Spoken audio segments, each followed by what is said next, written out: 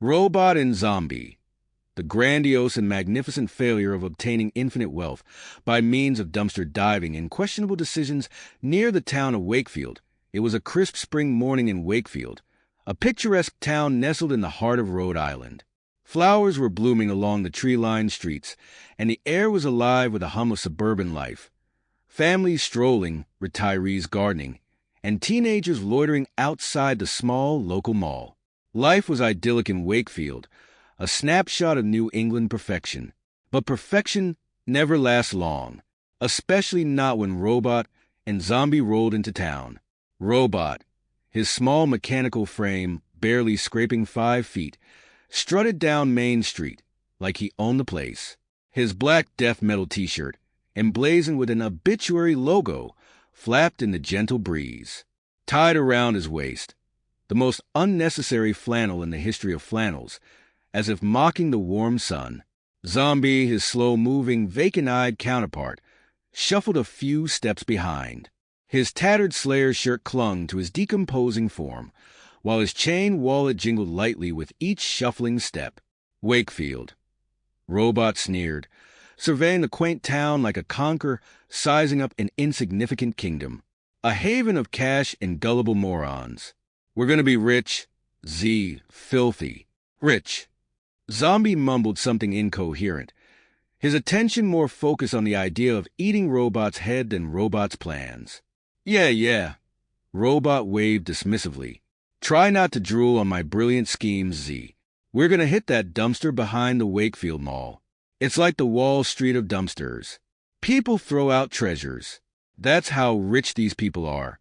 They don't even need it. They arrived at the parking lot of the Wakefield Mall, a gleaming monument to 90s consumerism.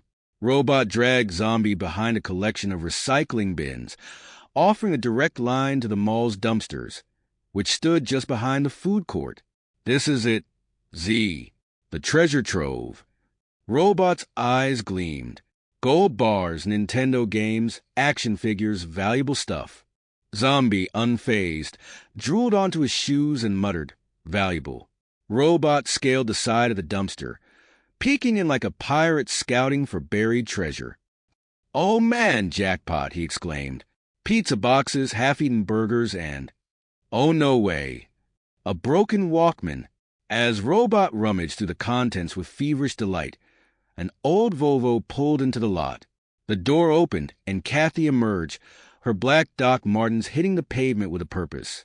Her eyes fell upon Robot immediately. Hey, freak show, she called out, arms crossed. Dumpster diving for your next great invention? Robot popped up, holding the broken Walkman above his head, like it was the Ark of the Covenant. This here, Kathy, is a relic of untold value. With the right buyer, I could sell this for, like, $5 on a good day. Kathy cut him off unimpressed. Zombie groaned behind Robot, gnawing on a pizza crust he found in the dumpster.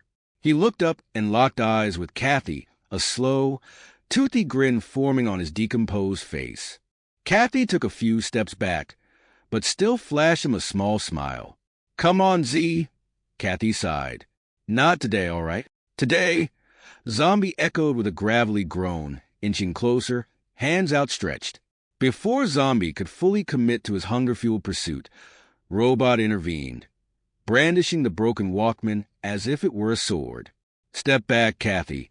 Zombie's busy helping me collect priceless artifacts. You're just jealous you didn't think of it first.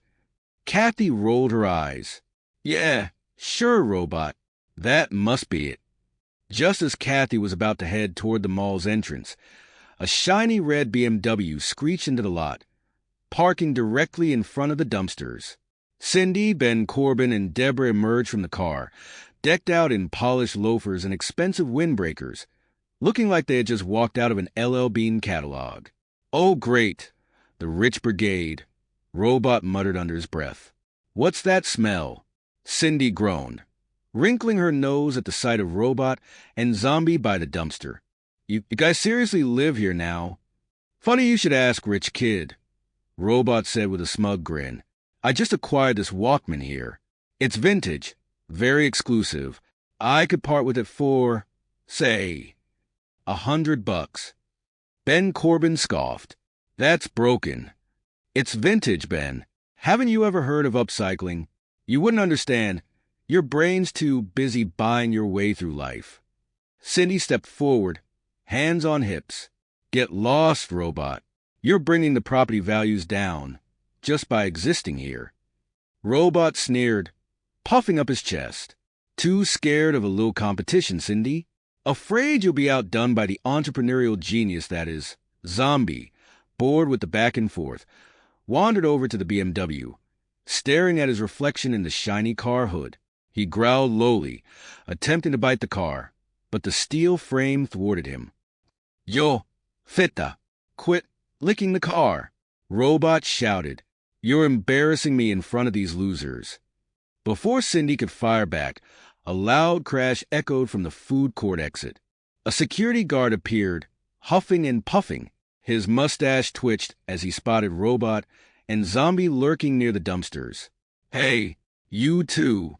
The guard pointed a chubby finger in their direction. You're not supposed to be back here. Without missing a beat, Robot immediately pushed Zombie forward like a human.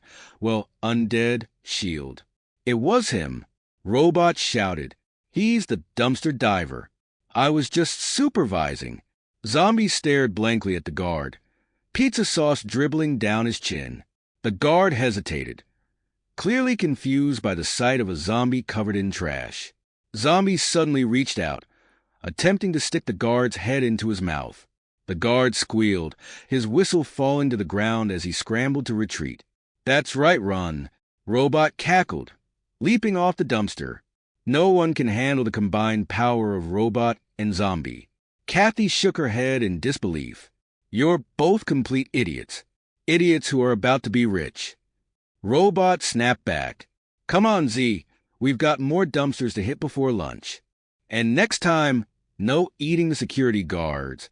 Zombie grunted, stumbling after Robot, who was already darting toward the mall's loading dock, scheming his next get-rich-quick plan.